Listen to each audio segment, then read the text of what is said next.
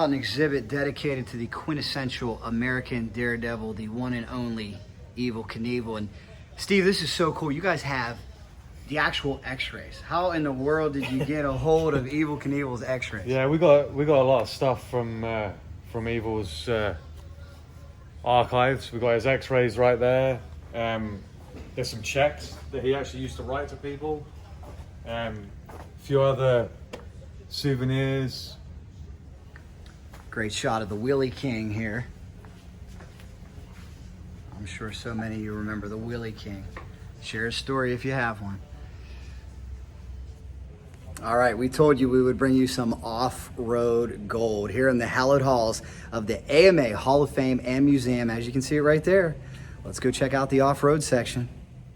And there is so much moto history over here, fans. We're going to begin by taking a close look at the 1994 Kawasaki KX500 of Danny Hamill. Now, what's cool about this bike is it is unrestored.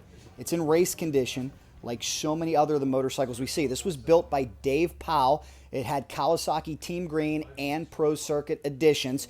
This is how it came out of the desert after Danny Hamill's 1995 season.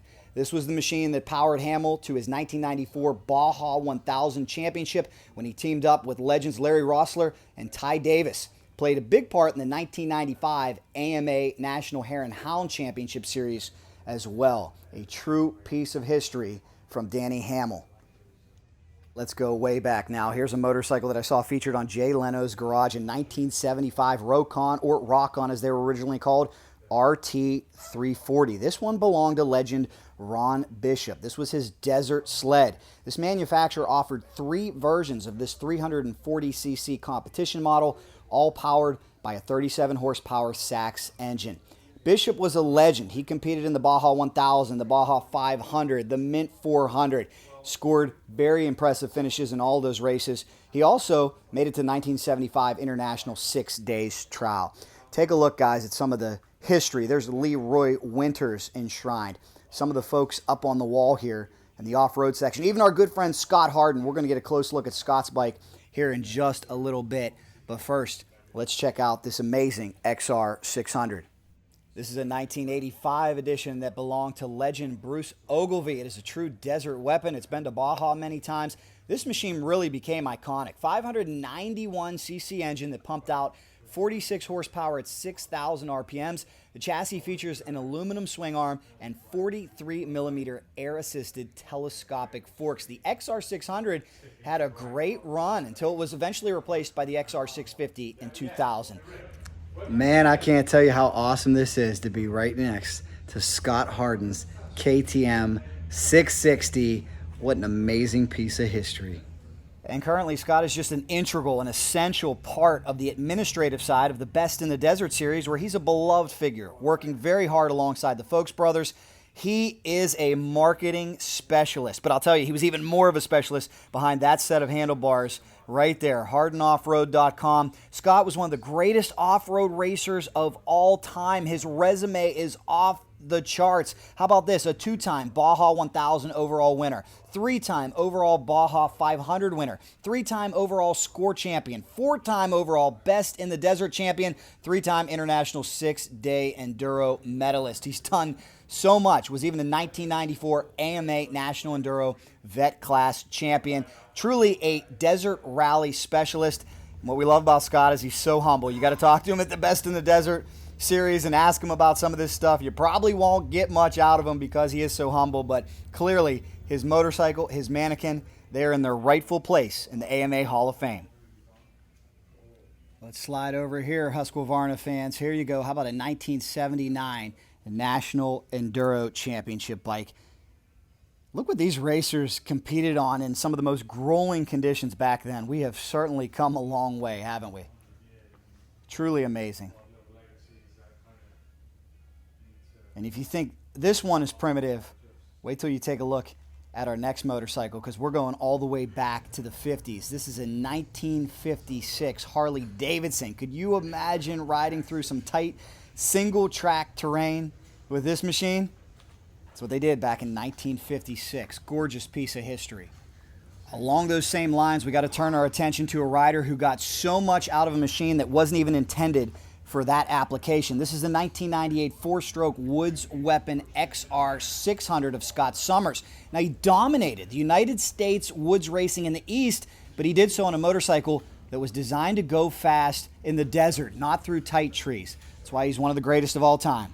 Here's a real gem here, 1963 Husqvarna Racer, a bike that helped start a revolution. This unrestored machine is number 59 of just 100 250cc race machines built in 1963. It is so rare.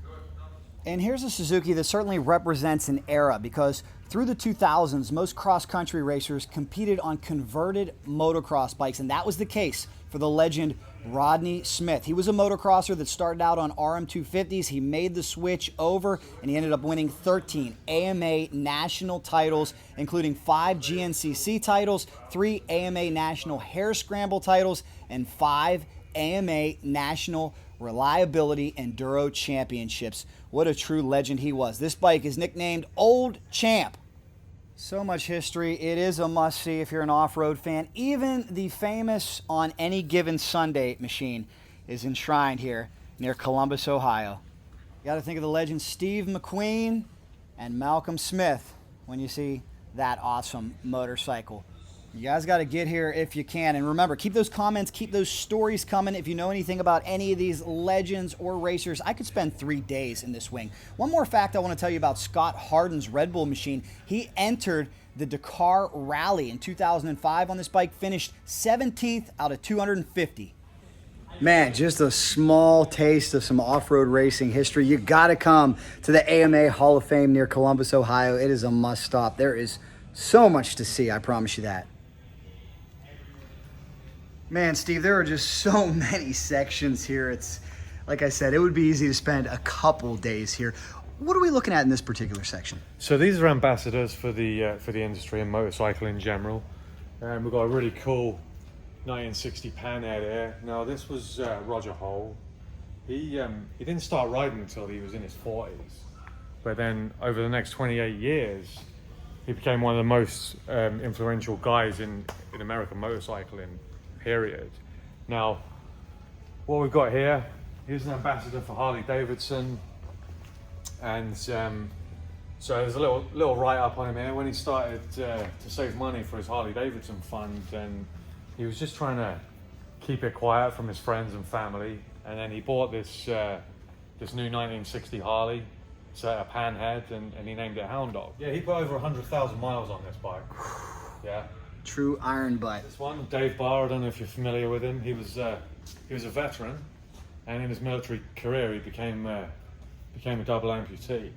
Now, he rode around the world on this bike. He's been to every corner of the globe. Russia in the dead of winter. He went to Australia, and it's on a 1972, so it's a shovelhead Harley.